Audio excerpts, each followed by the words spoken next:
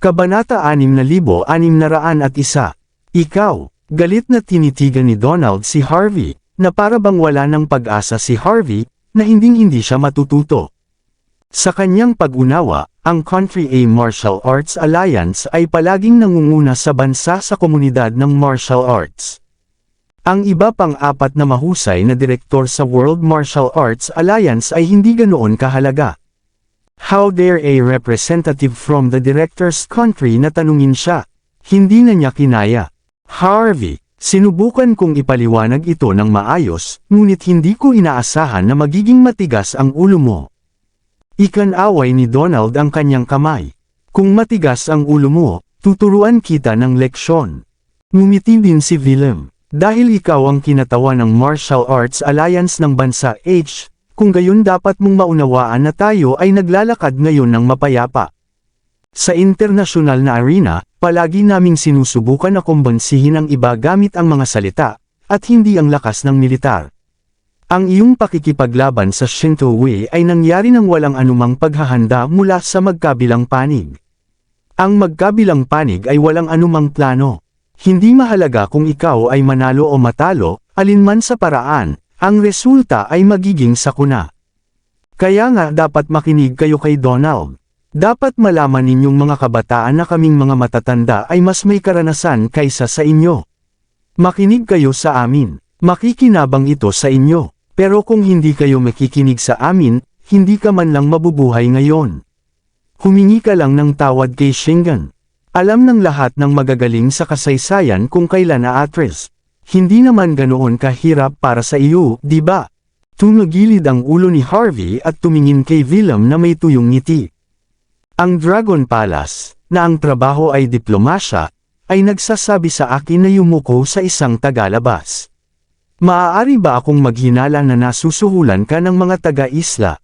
Kung gagawin mo iyon ng alam mong hindi mo dapat gawin, iyon ay isang krimen. Ikaw. Nang marinig ni Willem ang mga salita ni Harvey, galit na galit siya. Hindi mo na alam kung ano ang makakabuti para sa iyo. Tama na. Inip na inihampas ni Donald ang kanyang mga palad sa mesa. We should stop waste time with this brat. Enough with your audacity. Wala akong pakialam kung gusto mo o hindi, hihingi ka ng tawad sa Shinto Way ngayon din. Siyempre, alam ko na kayong mga kabataan ay nagmamalasakit sa inyong dignidad. May maskara ako dito. Nabili ko ito sa botika sa halagang $1. Ito ay regalo ko sa inyo. Wear it and apologize, tapos walang makakaalam na ikaw yon. See, I really care. Hinaway ni Donald ang kamay, at naglabas ng maskara si Liza at ibinato sa mukha ni Harvey. Nang makita ni Charlotte ang kinikilos ni Liza ay nagdilim ang kanyang ekspresyon. Hindi lang sila naghahanap ng gulo, hinihiya pa si Harvey at ang iba pa. Paano ka nakatitiyak na makikinig ako sa iyo at gagawin ang lahat ng iyong sasabihin, Donald? Napangiti ng mahina si Harvey. Naisip mo na ba ang status mo? May karapatan ka bang utusan ako ng kahit ano? Naisip mo na ba ang mga kahihinatnan ng pagsasabi ng mga salitang iyon sa lugar na ito? Ano, tatanggihan mo ba ang utos ko at pagbabantaan mo ako? Nagdilim ang ekspresyon ni Donald. Binata, binabalaan kita. Mas mabuting gawin mo ang sinasabi ko. Kung patuloy mo akong pipilitin, mamamatay ka sa isang kakilakilabot na kamatayan. I understand you're young, Harvey, but you shouldn't ask for more. Ano pa bang gusto mo kapag binigyan ka na ni Donald ng maskara para matakpan ang mukha mo? Sabi ni Willem, at medyo kakaiba ang tono niya. You have to know what's good for you. Kung magalit si Donald, it will be very bad. You won't be able to handle it. Sana maintindihan mo, Harvey. Si Donald ay hindi lamang sinusuportahan ng Summer Islands Martial Arts Alliance, kundi pati na rin ng Lion City Martial Arts Alliance at Bright Island, at iba pa. Samandal si Willem sa sofa. Ngayon pumunta ka at humingi ng tawad, habang may oras pa tayo. Kapag tapos ka na, maaari kitang bigyan ng $20 para makabili ng pritong manok para sa hapunan. See, I'm very considerate, right? Napangiti din si Liza. Kailangan mong malaman kung kailan ka susuko, Harvey. Huwag mong putulin ang iyong sarili. Habang nakikinig si Harvey sa kanilang sinabi, isang malawak na ngiti ang sumilay sa kanyang mukha. Nagtataka siyang tumingin kay Willem at sa iba pa. Maaari ko bang maunawaan na pinagbabantaan mo ako? Ngumisi si Liza. Ano, hindi ba tayo naging malinaw? Pasensya na, aayusin ko na lang sa susunod. I'll make it even clear. Nagkibit balikat si Harvey. Dahil mahilig kang magbanta sa iba, bantaan din kita, bibigyan ko kayong lahat ng pagkakataong lumuhod, at humingi ng tawad, at unawain ang inyong mga pagkakamali. Huwag niyong sabihing hindi ko kayo binalaan. Binabalaan ako. Wala ng oras si Liza para magsabi ng kahit ano. Nakatayo na si Donald, at nakatitig kay Harvey na may singkit na mga mata. Mabigat ang kanyang mga salita habang umuungol. Anong karapatan mong sabihin iyon sa amin? Binabalaan kita ngayon, lahat ng sinabi mo ngayon ay nasasaktan ako. Galit na galit ako, grabe ang kahihinatnan. Sobrang galit. Ang kahihinatnan nito ay malubha. Tumawa si Harvey at humakbang. Sa pagkakataong iyon ay sinampal niya ng nakabukang palad ang mukha ni Donald. Napakalakas ng sampal, at agad na bumagsak si Donald sa sahig, na duguan ang ulo. Matapos siyang sampalan ay kumuha si Harvey ng tissue para panasan ang kanyang mga daliri. Nakangiting sabi niya, naniniwala ako na ito ang ibig mong sabihin sa galit at sa mga kahihinatnan nito. Pero, so what? Wala ka namang magagawa sa akin, di ba? Arg! Nakikinig sa mga panunuya ni Harvey at naramdaman ang sampal sa kanyang mukha, nakatitig lamang si Donald kay Harvey. Nakita niyang hindi kapanipaniwala ang buong pagsubok. Namuhay siya ng may pagmamalaki sa buong buhay niya at itinuring siyang VIP saan man siya magpunta. Hindi niya inaasahan na sasampalan siya ng isang binata hanggang sa siya ay nahulog ngayon. Ang kahihiyan ay hindi mapapantayan ng anumang naramdaman niya noon. Hindi niya maiwasang kiligin habang napuno ng galit ang buong katawan niya. Hindi man lang siya makatayo ng maayos. O marahil, mas mabuting sabihin na hindi niya alam kung paano kumilos dahil hindi pa siya nakaranas ng ganito. Maya-maya, nag-react na rin si Donald. Mabilis siyang bumangon at itinuro si Harvey, na umuungal, "Bastard! How dare you hit me? I dare you to hit me one more time." Bueno, iyon ay isang kahilingan na hindi ko palaging naririnig, sabi ni Harvey na napabuntong hininga. Sa pagkakataong ito, sinipa niya si Donald sa lupa. Sabay tapak sa mukha ni Donald at idiniin ang ulo ni Donald sa sahig. Halos lahat ay nagulat nang makita nilang masunurin na sinipa ni Harvey si Donald hanggang sa bumagsak ito sa lupa. Natigilan sila kaya hindi nila alam kung paano ito i-describe. Hindi nila inaasahan na hindi lamang magiging matapang si Harvey, ngunit pipiliin din niyang sundin ang ganoong kahilingan. Ang sama ng loob nung sinampal niya si Donald, pero sinipa pa niya si Donald sa lupa at tinadyakan sa mukha. Hindi ito kasing simple ng pagtama ng isang tao. Binaliwala ni Harvey ang katayuan at pagkakakilanlan ni Donald. Hindi niya pinansin ang Summer Islands Martial Alliance at lahat ng organisasyon sa likod nito. Pinahiya niya talaga si Donald. Pagkaraan ng ilang sandali, nabawi ni Willem ang kanyang pagkakalmado. Napatayo siya sa kinauupuan niya, nakitang-kita sa mukha niya ang galit. "Anong ginagawa mo, Harvey? Alam mo ba ang ginagawa mo? How dare you touch her, bastard ka?" Pati si Liza ay nabalot ng galit. "Papatayin kita. Papatayin kita ngayon din." Agad niyang hinugot ang flexible na kutsilyo na ginamit niyang espada at sumugod kay Harvey. Galit na galit din ang mga kabataang lalaki at babae doon. Pakiramdam nila ay napahiya sila. Sila ang laging nagtatapak ng iba. Kailan pa nila hinayaang lumakad ang iba sa kanila? Sa pagkakataong iyon, lahat sila ay naglabas ng kanilang mga armas at nilapitan si Harvey na may intensyong pumatay, na para bang gusto nila itong patayin kaagad. Naningkit ang mata ni Harvey sa tanawing ito. Kinaweyan ni Charlotte ang kanyang kamay at dumagsa ang daan-daang law enforcement students, na pinigilan si Liza at ang iba pa. Halos kaagad, nasa bingit na sila ng labanan. Si Liza at ang kanyang mga kaibigan ay may kakayahan, ngunit ang problema ay mas maraming tao ang panig ni Charlotte. Sila ay nalampasan ng 5-1. Dahil walang bentahe ang magkabilang panig, naabot nila ang isang pagkapatas. Nang makita ito ni Liza ay naramdaman niya ang pag-akyat ng galit sa loob niya. Nakagat niya ang labi at pinandilatan si Charlotte. Ikaw bruha, ganyan ka na baka desperadong kalabanan kami. Alam mo ba kung ano ang kahihinatnan ng iyong mga aksyon? No need to threaten me, mahinahong sabi ni Charlotte. Si Harvey ang kinatawan ng Martial Arts Alliance ng Country H. Ang kanyang status ay mas mataas kaysa sa ating lahat. Kung hahayaan kong saktan siya ng isang tagalabas sa singer stage, mas madali para sa amin na sumuko sa pagpapalaganap ng supremacy ng Martial Arts Alliance ng Country H. Mga bastos kayong lahat, nanginginig sa galit si Liza. Gayunpaman, hindi siya makalapit. Wala siyang choice kundi ituro si Harvey ng galit. Binabalaan kita, kapag may nangyari sa matanda, papatayin kita. Ang kanyang mukha ay naging galit. Pakiramdam niya ay wala siyang magawa, hindi niya maabot si Harvey. Ramdam ni Willem na nanginginig ang gilid ng kanyang mga mata. Napag-isipan mo na ba ang mga kahihinatnan ng paggawa ng isang bagay na tulad nito, Harvey? Mabubuhay ka ba dito? Malamig niyang sambit. Oh, bakit hindi mo sinabi sa akin? Pinisil muli ni Harvey ang mukha ni Donald. Nagkaroon ng bitek, at nabali ang ilong ni Donald. Nagtataka ako kung anong uri ng mga kahihinatnan ang hindi ko kayang tiisin. Ikaw, munting bastard. Sa sobrang sakit ang naramdaman ni Donald ay tumulo ang luha sa kanyang mga mata. Galit siyang sumigaw, "How dare you touch me?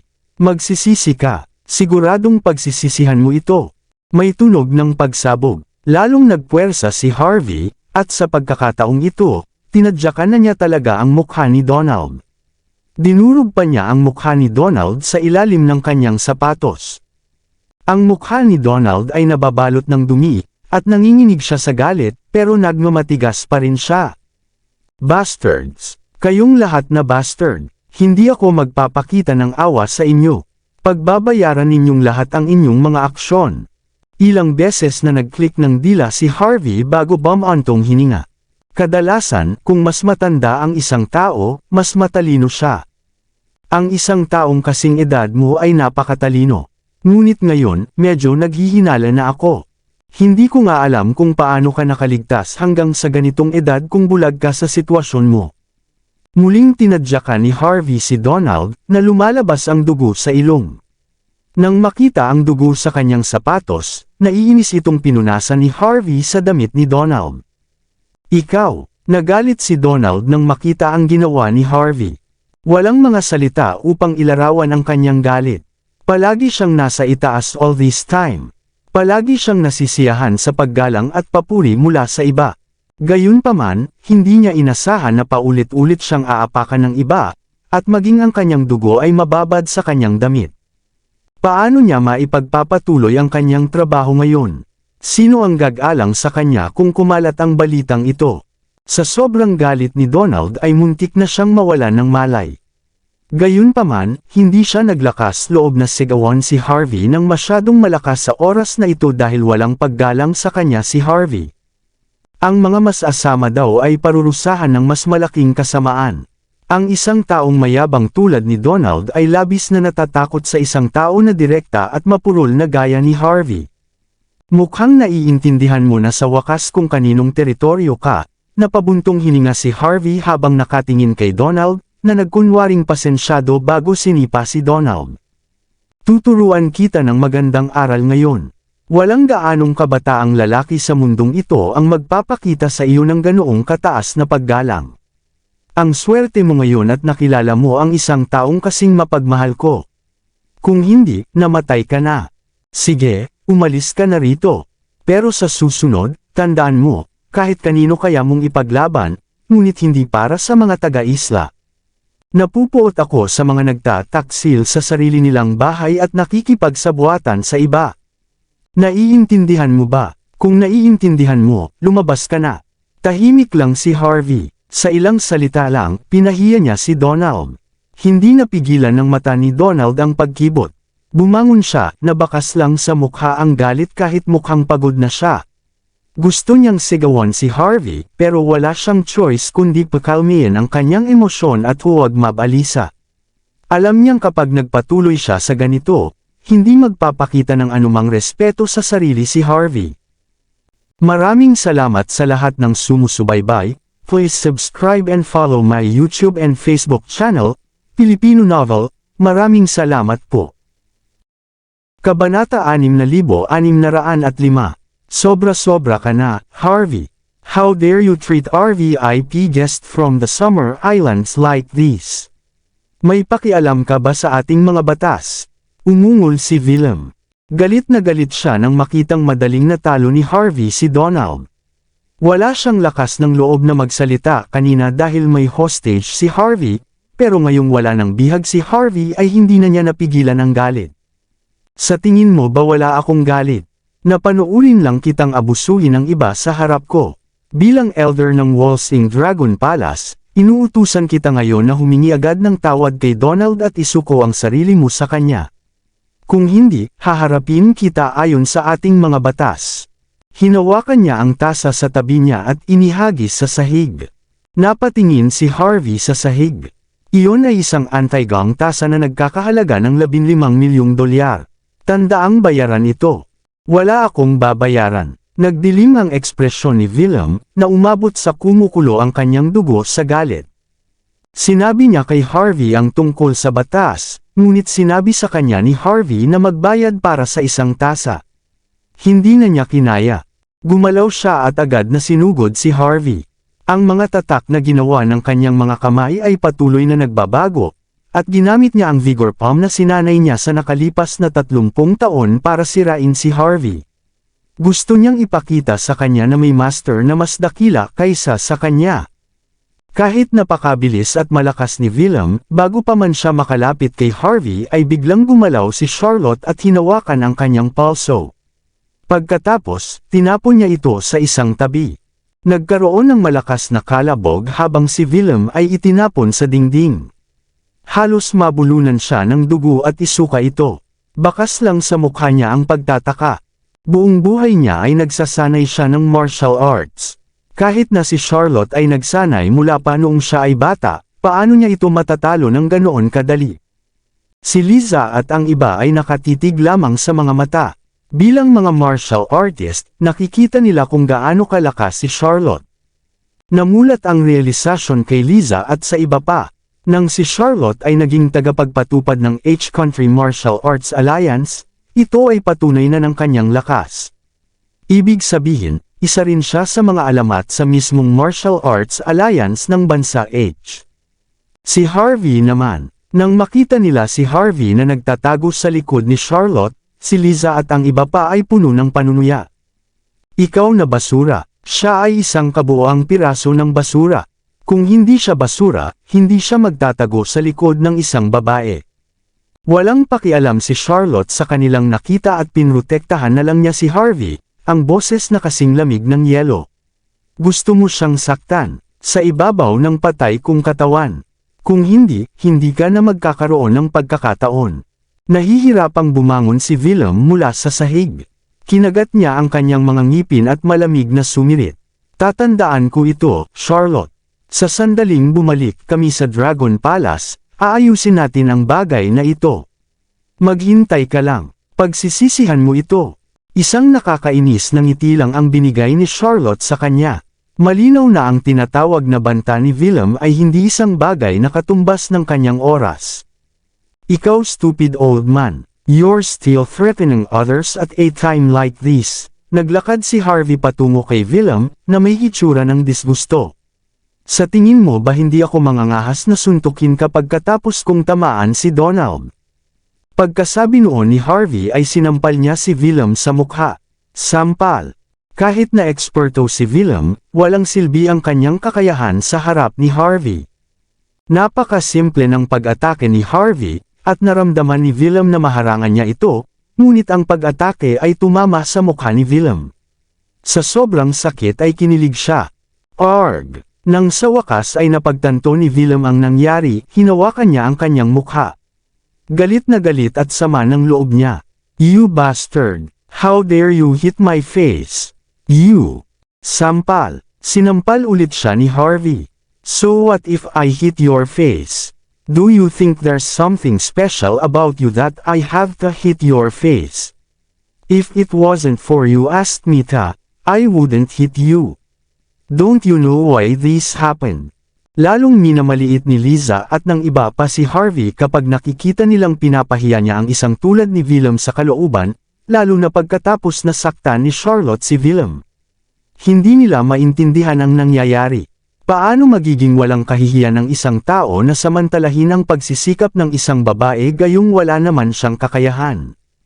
You have crossed the line, Harvey. Didimanda ng Dragon Palace ang Martial Arts Alliance ng Country H para sa paliwanag. Ginalit mo ang Dragon Palace, at mamamatay ka. Kinagat ni Willem ang kanyang mga ngipin, at nanginginig ang kanyang buong katawan habang namumuo sa kanya ang galit. Ginagamit mo ang Dragon Palace para takutin ako. Humakbang si Harvey at sinampal ng malakas si Willem sa mukha. Ikaw ay isang veterano ng Dragon Palace. Hindi mo ba alam kung ano ang kinakatawan ng apat na haligi? Sila ang mga haligi ng ating bansa, ang ating pundasyon, ang ating gulugod. Dapat lamang itong gamitin kung kinakailangan. Hindi sila dapat gamitin ng mga taksil na tulad mo para manggulo at magbanta sa iba. Ikaw ay isang elder lamang. Sino ang nagbigay sa iyo ng awtoridad na manggulo sa iba gamit ang pangalan ng Dragon Palace? Mayroon ba akong kahihinatnan sa paggawa sa Dragon Palace?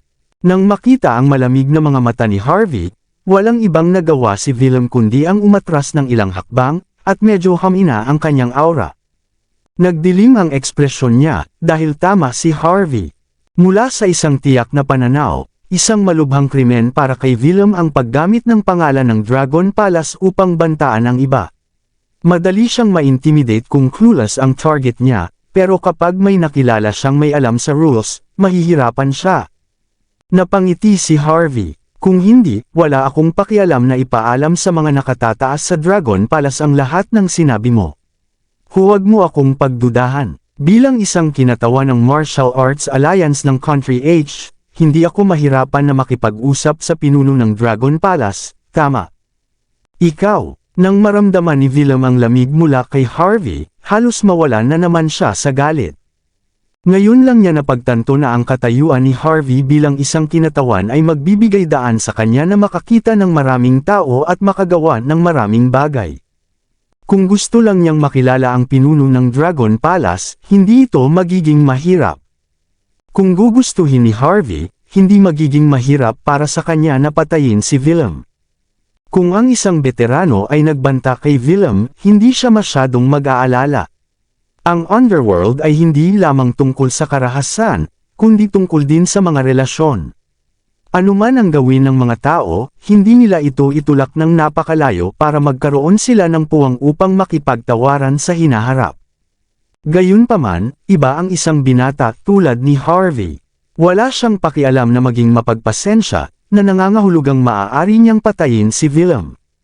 Habang sumagi sa kanyang isipan ang kaisipang iyon, walang pagpipilian si Willem kundi sugpuin ang panghihinayang sa loob niya. Namilog ang gilid ng kanyang mga mata, at nahihirapan siyang bamulong, I'm sorry, Harvey. Ha! Kahit walang kabuluhan ang paghingi mo ng tawad, kaya kitang palayain alang-alang sa Dragon Palace. Kumuha ng isa pang tissue si Harvey at, pagkatapos panasan ang kanyang mga daliri, pinunasan niya ang malamig na pawis sa noo ni Willem. You better remember this. If you see me next time, you better na lumuhad sa tabi ko. That way, I will pretend not see you. Understand? Namula ang mukha ni Willem, ngunit alam niyang walang saysay na palakihin pa ang usapin habang siya ay dahado. Ang tanging pagpipilian niya ay tanggapin ito ng buo. Matapos huminga ng malalim ay ipinikit niya ang kanyang mga mata. Siya ay sumuko na. Huminahon na rin si Donald. Hinawakan niya ang kanyang basag na ilong, at ang kanyang mga mata ay puno ng matinding paghihiganti. Malinaw sa kanya na kung ipagpapatuloy niya ang laban na ito kay Harvey, siya ang higit na magdurusa. Kaya, mahigpit niyang inakay ang kanyang mga tauhan na umalis. Sinabi ko bang pwede kayong umalis? Sabi ni Harvey nang makita sila. Tumigil si Donald. Nahihirapan siyang lumingon kay Harvey. Anong gusto mo? Not much. Ngumiti si Harvey. Ang aking 2 tasa ay hindi mabibili ng salapi na mga antik.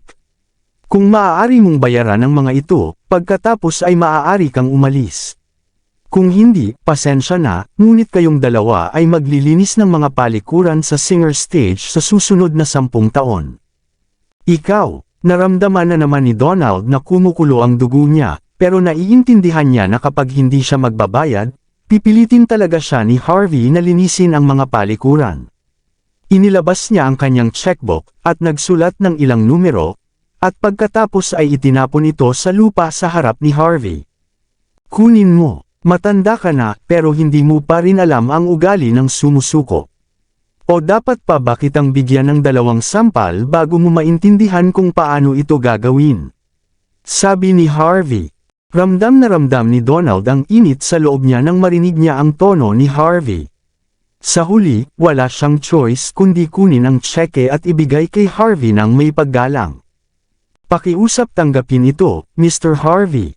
Ngayon, mas mabuti na. Kinuha ni Harvey ang tseke at tinapik ang mukha ni Donald. Ngayon lumayas ka na.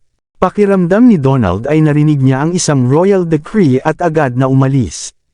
Nang tuluyan na silang makaalis, ibinigay ni Harvey ang tseke kay Charlotte. Napakurap si Charlotte at tiningnan ang tseke sa kamay niya. Bakit sila yumayaman tuwing nandito si Harvey? Maaari ba itong maging isang magandang lugar upang kumita ng pera? Alam mo kung ano ang gagawin sa pera nang hindi ko sinasabi sa iyo, tama?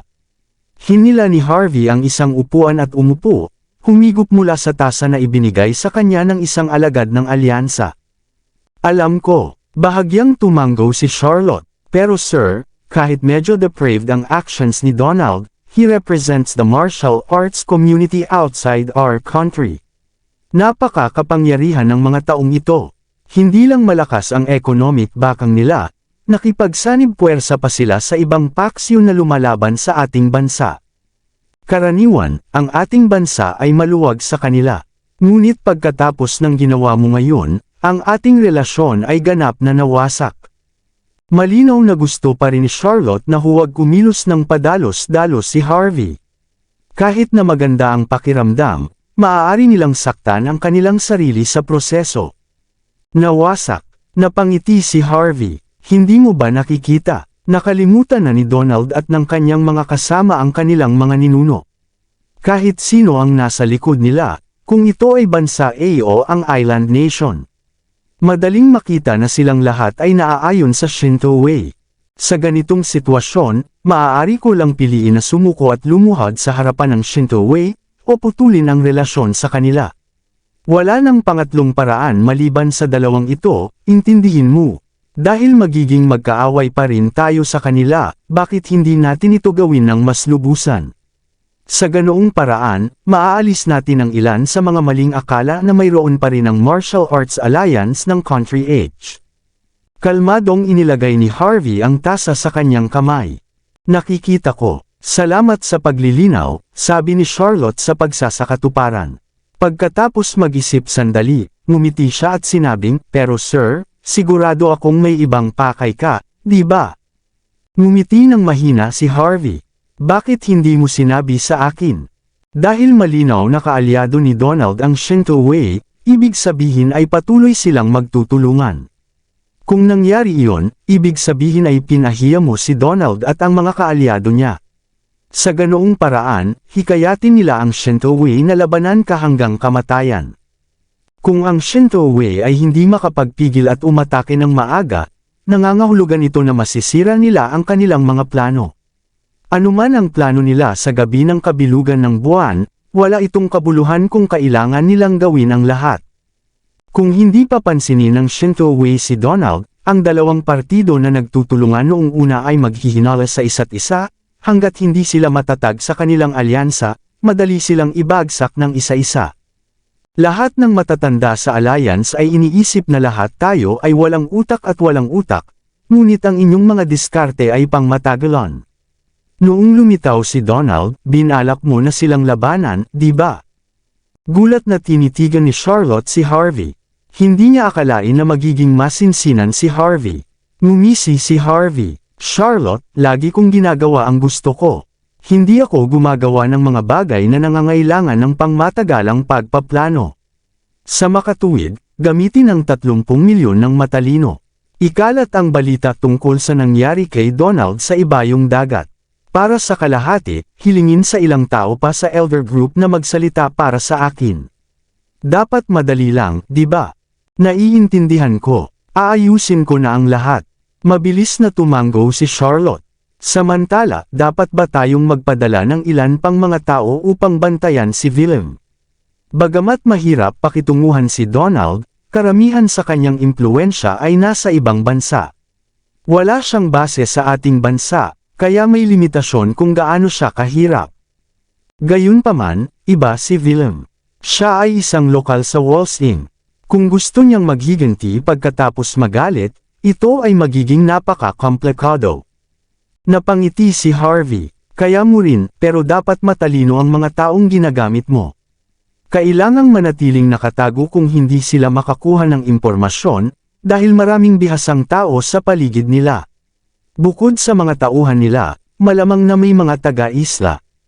Bahagyang natigilan si Charlotte bago tumango. Katulad nga ng sinabi ni Harvey.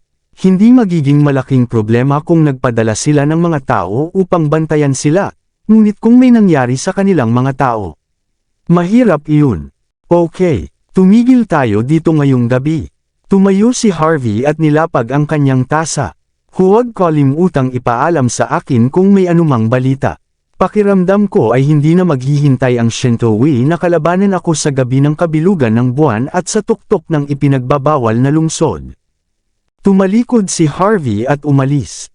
Pagkababa niya ng singer stage ay napaisip siya at tinawagan si Yvonne.